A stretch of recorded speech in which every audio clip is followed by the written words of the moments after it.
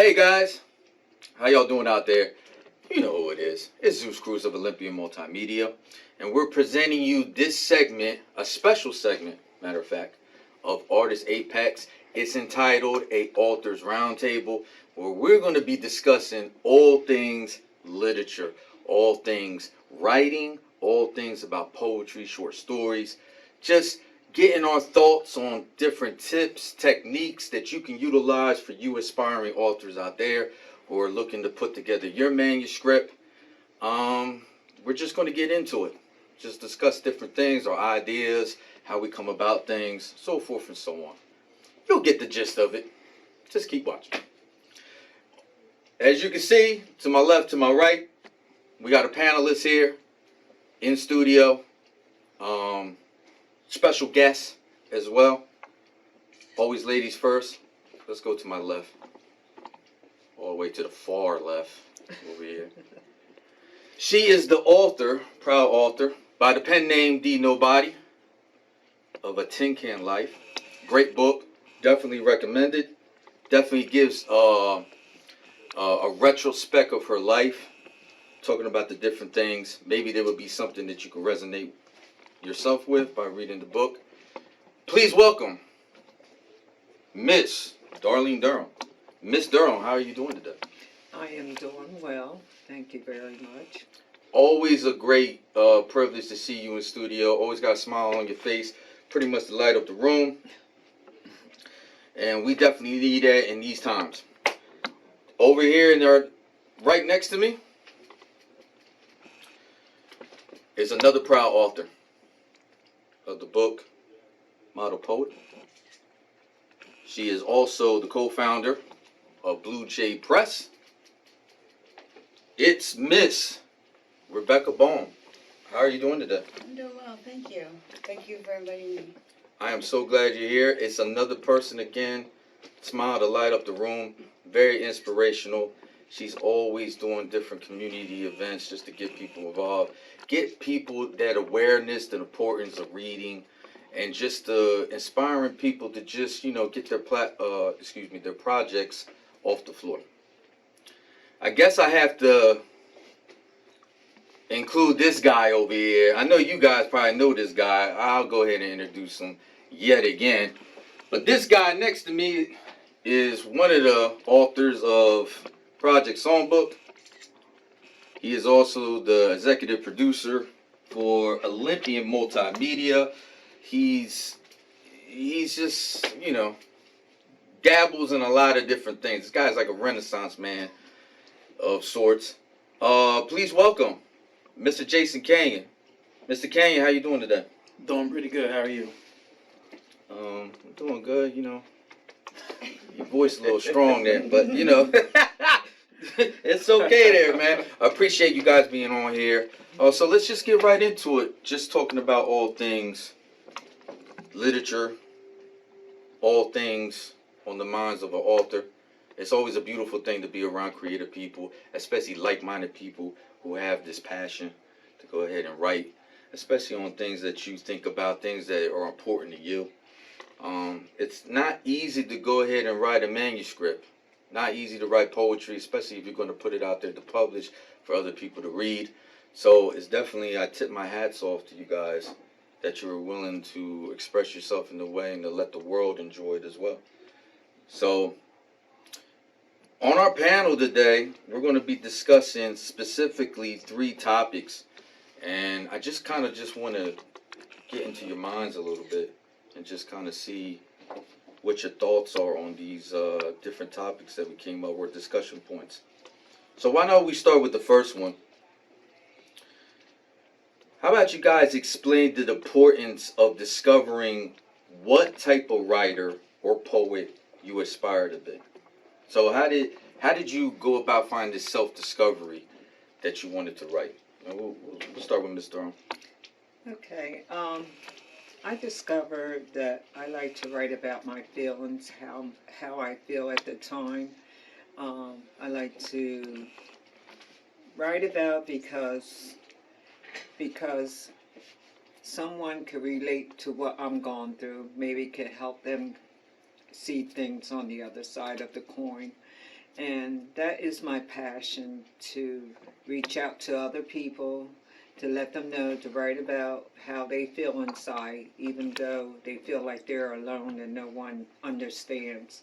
And it makes me feel good that I'm able to put it on paper and look at it, read it. And sometimes as I read it, I look at it in a different perspective, that if I feel this way, I read it and know I could go another way to feel better about it. And it's such a rewarding experience to write down your feelings. Awesome. I definitely can resonate with that. You know, sometimes it's a little bit easier to go ahead and express yourself, especially in written form. You know, I always say it's a great medium because the paper can't talk back to you.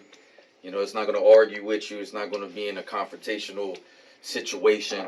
You know, you can just go ahead and pour whatever thoughts, emotions that you have on there, and just articulate yourself in that fashion.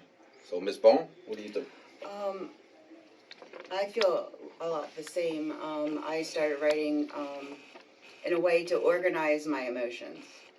It wasn't for anyone else. It was for me. It was for what I was going through. It was my own special place to where I could just feel my emotions, express them, and like you said, not get any kickback on that. Like, you're not supposed to be feeling this way. You're supposed to be, you know, that strong person that you portray. And then, like you said, after you're able to step away from that emotion, and then you get this desire that I want to share my work with other people that have been through this. And through that sharing, you start to build a community. And it's often not the community that you were born with or that you live in, but a community of all sorts of voices that really just open up life's experiences to you. Very good point. Very good point. And so, Mr. Canion, what are your thoughts? I agree what was said. Just to piggyback a little bit, writing, it just helps me as a person, and I often think about there's so many people in the world who's probably going through the same exact thing as I am, and sometimes the hardest part is to just, you know, you might have to be that person to be the voice for everybody else. So as writers, you know, sometimes that's what we are. We're the voices for the ones who's not coming forward. But maybe after they read it, maybe they will come forward. So that's just how I look at it. Also, too, it's amazing how the question states the importance, of discovering what type of writer or poet you want to be. But in the way, when you're discovering that, you're also discovering yourself, don't you think? Yeah. Or what type of person you are, what kind of character you are. And sometimes it's not the easiest to just expressing it openly to people, but just that part of just self-discovery as you're writing is in itself is just a remarkable feeling. You know what I mean? Because you get it's a medium that you can use to get to know yourself a little bit better. Sometimes it's something subtle as that, just to get a better understanding of yourself. Mm-hmm. So let's move on to our topic 2, where we're going to be discussing formation. So describe in detail the process of creating your poems and your manuscript. Like, what's the basic process or your thoughts as you're putting together your outline when you're ready to write? Like, as far as like developing concepts, for example, how would you go about that, Mr. Arnold? Well, before I wrote a book, I wrote poems. I wrote poems at the time, how I felt, and I use a lot of my emotions, I want to say, because sometimes when you're down and you're writing, you can get the best out of you because you're really coming up from the truth from your heart, how you feel, and you want to be heard. You want other people to know how you feel, because sometimes that same person be going through the same thing you're going through. I write out a lot of emotions and experience, seeing other people going. I wrote a poem about a person that had a weight problem and people are so judgmental. They call you names or say things. They don't know that person is hurting inside. They can been abused as a childhood. People don't know. They just look at their outer person, outer thing. But mostly, I love poetry. I love looking at the world. I love looking at the sky and stars, and even write a poem how beautiful God is to make this beautiful world for us to live in. He wants us all to love each other. Like I say, I write out a lot of emotion as far as writing, and as far as writing a book. I think it helped me heal, and I hope it helped other people heal that can come out and ask questions. Why was I treated like that? Why did this happen to you? You know, and it let people open up and reach out to other people to help them. Very good point. That's actually an interesting way of looking at it. Sometimes we kind of overlook that people read our books and our poetry and they resonate with them. Yes. Like we touch a chord with them. Yes. You know what I mean? Because we're speaking from personal experience, and sometimes we forget that other people went through the same things we did. You know, so that's always like a plus out of that with your writing. Obviously, you want people to appreciate your work, but it's even more fulfilling when it resonates them to the point where they can actually feel it, and they can feel where you're coming from. Ms. Bone? Personally, I didn't set out to write a manuscript. I didn't want to write a book. I wanted to, when I write poetry, it's kind of organically. I don't sit at a desk every night and write. What happens is I'm out somewhere, I see something, I get inspired, I get a line, and then that line just starts eating at me. And then I sit down and I start writing. And then the poems about whatever's happening. It could be, you know, I'm walking around my house, not doing anything, but I got to a point where I thought, well, isn't that what ghosts do? They just walk around the house and they don't do anything. So it just organically, it comes that way. And when I went to put together my manuscript, what I do is I try to find a theme within the poems that I already have. So, Model Poet is me going through, you know, an abusive part of my life and coming out of it, and all of those poems that come through from that. I've had manuscripts submitted, and a poet didn't realize what they were doing, but in his emotional work, it started off very cold, and the poems were about January, and as the manuscript grew, it got hotter. It turned into spring, and it turned into summer, and then fall. But the intensity of the emotions got hotter as the book went through. Wow. Did he do that on purpose, or did that happen organically? We'll never know. But set out to write your poems, and then collate them later, and that organic, that natural building of what you're doing will shine through on that manuscript. And I like the point that you made about just finding inspiration anywhere. Yeah. I think some people overthink things. So they feel like, oh, you guys probably went through this. Somebody come to you and like, man, it's so hard to write a book. You probably was at your desk all day. You just think about writing, putting the book together, you know, constantly. And it's like, man, I got a life too. You know, there's other responsibilities, other things I got to take care of. Like you were mentioning, is you're not always sitting in that environment, always writing. But I just know for me, speaking for myself, I always keep a pen and pad with me. Mm-hmm. I mean, I do jot some things on my phone, but I'm a paper pen type of person. I love to just write things down, jot things down, even if the thought is not cohesive. It's just whatever is like coming to my mind that I think I could utilize later and work toward a concept, I go ahead and jot it down. So you don't want to limit yourself to like you got to be in a certain environment in order to be creative or to think about what I'm going to write next, what's my next poem, what's my next story. You know, that inspiration can come from anywhere. Mr. Kane? I look at my process of just life lessons, being around people, being around family, being around work. Sometimes that's where I get a lot of my ideas, just being out and about, riding in the car, looking at the sun, just staring off in space, and ooh, this sounds good. Making fun of me. Nah, wouldn't make fun of you. Oh, okay. Nah, but Sorry. that's how mine is. I mean, I wrote a lot of poems.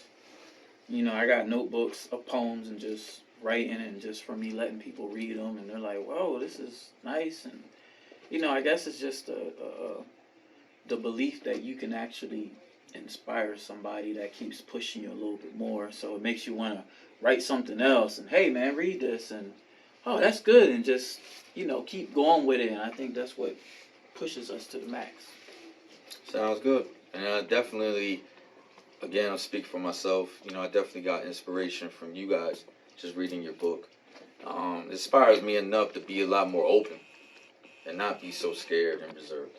You know what I mean? Because you just don't know what your poems or your short stories or whatever you're trying to write, it actually could help someone. So it's a definitely thing to keep in mind.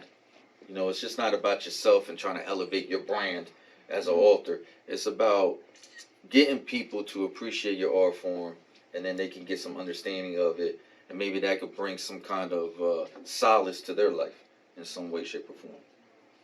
So I forgot my bell, so I can make a little funny noise or whatever, but I'm gonna go ding, ding, ding on this one because we're at the junction where we got a food for thought question. So the first one being, should a writer or poet be confined to a certain criteria or guidelines in their writing, or should they exert total freedom? What do you think, Ms. Darling? I think that when they write from the heart, you don't have to have a certain criteria, a certain pattern, because you can get in a pattern where you could be repetitious, and people's going to get bored with that. Wow, very good You point. know, when you read, you want to read something exciting, something's going to come at you, something going to make you think. If when I write, I'll write, leave it for a couple of weeks. When I get that notion, I go back to it. I kept the book, and everybody is different, and we should appreciate everyone's style, how they feel when they write, and however they do it. Just appreciate them for who they are. Beautiful point. I mean, I think we spoke it before in the previous segment that most of the people who read your books don't really personally know you. So the great thing about that medium is you got to allow the reader to kind of get a little gist of your personality, who you are as a person. You don't have to be all in depth and talk about personal stuff if you don't want to, but at least allow the reader to get a glimpse of your mind and get a basic understanding of who you are as a person, not just as an author. Ms. Rebecca? I feel the same. If I write a poem and I write it down and I read it to myself, it's my poem. But if I give it to you, now you're going to make it your poem because you're going to apply your life, your experiences, and all of that onto that. You're going to see me, but you're also going to apply what happened in that poem, those emotions in that poem, to you and to your life. So I don't feel like anybody should stick to a certain criteria. As long as the poetry that you're creating seems authentic to you, whatever style that comes out in, it could be limericks, it could be haikus, it could be, spoken word, it could be rap, any type of poetry, as long as it's authentic, the emotions and the intent and the person behind it is authentic, it doesn't matter. And there's also, sometimes, I've had poets that had passed away and people write in their style as, a memorial to them, here's my words, my feelings of this, event, but written in your style as an homage or, we're just, giving you credit and memorializing you and that kind of way. And I think that's a good point of just being authentic. That's got to be the worst thing, to go ahead and try to write something and it's not genuine. Mm-hmm. Because trust and believe, do not insult the intelligence of readers. They can read right through it, so to speak. Mm-hmm. And then you're not going to really have an audience. and then nobody's going to really care to read any of your work. So that's definitely key to being true to yourself. Be honest with yourself. What do you think, Ms. Kane? I think a writer should be free. I think that's the best way to go. Just be free. Be out there on your own. Shouldn't have to do this first and then that and then be free. There's been times that I wrote something and I'll write and then I'll just stop. And I'll just put it to the side, watch TV, go eat, Later on I'll come back, finish it up like nothing ever happened. That's how I want to be. I don't want to be, I want to do the process how I want to do the process, but I want it to come from the heart to get the job done. I think that's a good point, because I think sometimes you get so stringent to a certain outline that the purpose or the thought that you're trying to convey in your books kind of gets lost in the translation. Exactly. I don't feel like you should choose a word that doesn't fit just because it rhymes or because it goes into that scheme. Because that's when you're losing yourself. Yeah. If I have to conform to that strict, meter or rhyme scheme, and I'm just putting in words that don't mean anything to me because they fit, then I feel that's taking away from that authenticity. And I've been down that road. I've been down that road. Yeah, I've been down that road like- personally, but just reading other people's stuff or just listening to music, it's kind of like you're saying a whole bunch of stuff but with no substance. Yeah. You just basically, it's like a carousel. You're just going around in a circle, and I feel like you're insulting my intelligence. So that's when I just tune you off and I just go on to the next thing. Like how we're doing with the next topic. So we're at our last topic. It's topic 3. And it's the theme of it is purpose. So, how about we discuss what it means to have a passion and desire to write? And now we're gonna start to the right, to the left now. So we're gonna put Mr. Canion on the spot. So Mr. Canion, what does it mean to have a passion, a strong desire to write? To me, your passion is something you love.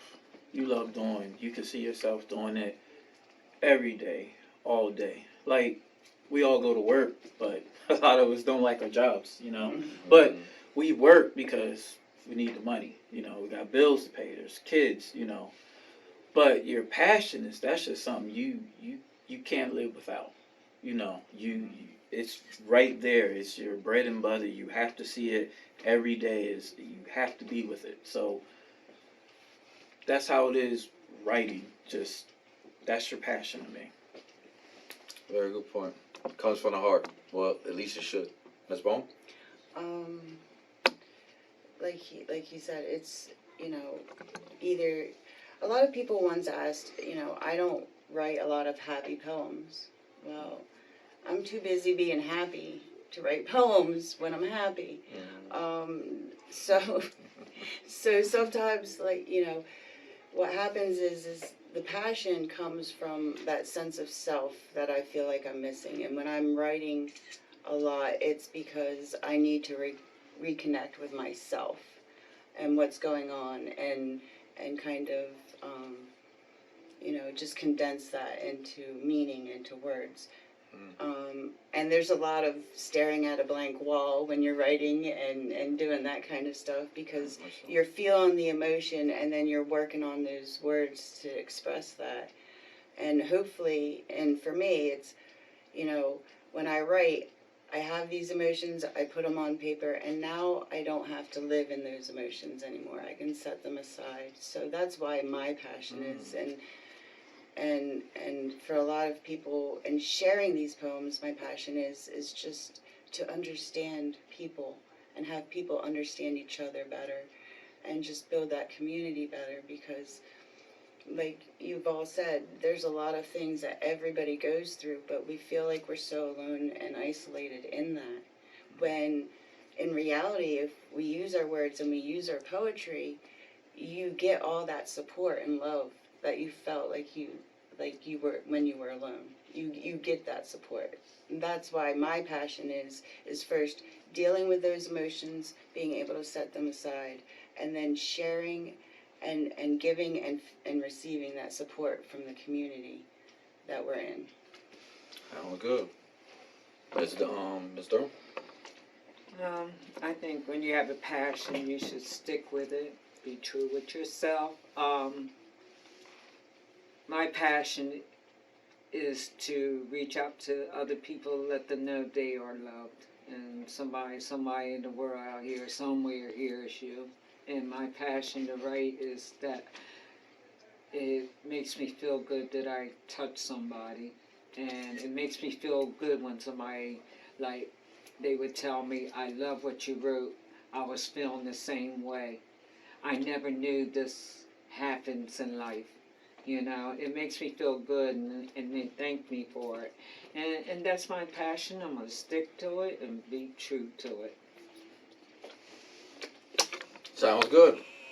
And we'll be right back. Definitely appreciate what you said, Miss Durham, as we're back. Just act like that was a commercial break. But in any event, we got Miss Durham, very good point. Just the fact that people can resonate with what you're saying, it definitely brings an extra layer of joy. It's always a good thing to go ahead and publish your work. Some people kind of lighten it as far as like not looking at it as an accomplishment, but it is an accomplishment because there's plenty of people out here walking the streets aspiring to write, aspire to do music, aspire to do a lot of different things and don't end up doing it. Then you went ahead, you were bold enough to put your work out there, people read it, it resonated, they get an understanding of it, it hits their soul, and how can you not find enjoyment from that? Because it feels like you accomplished your goal, so to speak. So, always a good thing. Definitely the power of words, basically, is the gist of what I'm saying. So, we're at the ding ding part again for our last question, and it's a food for thought question. So, what should you illustrate more in your writing? And I actually asked this to a few other people, and they thought this was a doozy. I definitely got some very abstract answers to this, but what should you illustrate more in your writing? A more logical or emotional approach? Mr. Canion. I probably would say emotional approach on some things. You may not know or see it, but I got a lot of emotions just locked up in here. I don't let them out, but they're all in here. Nobody knows it, But Wow. for me, it will be more of a emotional. Sounds good. You definitely want to write from the heart. But could that be a dangerous thing? Could that be a slippery slope? Because you end up saying a little too much than what you wanted. Maybe you're putting too much anger, too much certain qualities into your writing that'll take down the overall quality of what you're writing. Or maybe the message that you're sending is not quite clear. What do you think? I feel like a logical approach to emotions. You can write that ugly poem, that ugly angry poem, and then you can walk away from it and you can come back when you're not angry and reread that poem and maybe adjust it so it's not so angry, but you're still having that emotion. But now that you're in a better place, you can pull that back a little bit. I don't think that you should dilute your emotions, and if you want to write that poem, but also that poem is for you. If you want to share that poem, that's a different story. You have to be okay with where you are to be able to share that poem that's full of all those intense emotions. And sometimes that takes days, sometimes that takes years to be able to share some of those really emotional poems. And when an author gets past that point and is able to start sharing that, I feel that it's not just only growth as a poet, but growth as a person as well. Because you do block those emotions up, and we all keep a lot of it in here. What we choose to share is our craft and our emotions and that kind of stuff. And that is very powerful, but also very scary to be open and vulnerable like that. Very, Very good point. So a logical approach to emotional writing. Nice way of combining the two. Very unique answer. Miss Darlene. Yes, I agree with her. You gotta have a little bit of both. You gotta have the logical side of it and the emotional side of it. Sometimes when you go on the emotional side of it, you can't see the logical side of it because your emotions are in the way. But if you weigh the both of them, you know which one is right, which one is coming from emotion. Because when we get emotional, we always don't make the right decision about something. Sometimes it takes another person to show you that the way I'm thinking about this could be different. You could feel different if you could see the other side of the coin because, for instance, I could be bitter and I'm going to say, well, if you're bitter with the person, did you show them love? Were you bitter to them? That's what I mean by it. You need a little bit of both to stable it out. Sorry to say, Mr. Canion, but you're pretty much outnumbered. Because I'm going to have to agree with the ladies. Definitely got to find a balance. I can see your viewpoint as well, but I think the balance is key. Just to have that logical approach. If you're logical, then you can keep your emotions in straight. And then you're not overbearing your poetry, your manuscript, your book, your short stories, whatever you're trying to write. It's not overbearing to the point where like you're using it like a soapbox. You're on your soapbox and you're preaching. Because nobody likes to be preached to, especially if they got to sit here and read it. That's even worse. You know, so you got to find that balance of being logical in addressing whatever message you want to come out, but put some emotion behind it. Let the reader know this is something important to you, but keep it at a certain level. Okay, we'll talk after. I mean, you seem like you got a lot on your mind there, man. You all right? I'm just messing.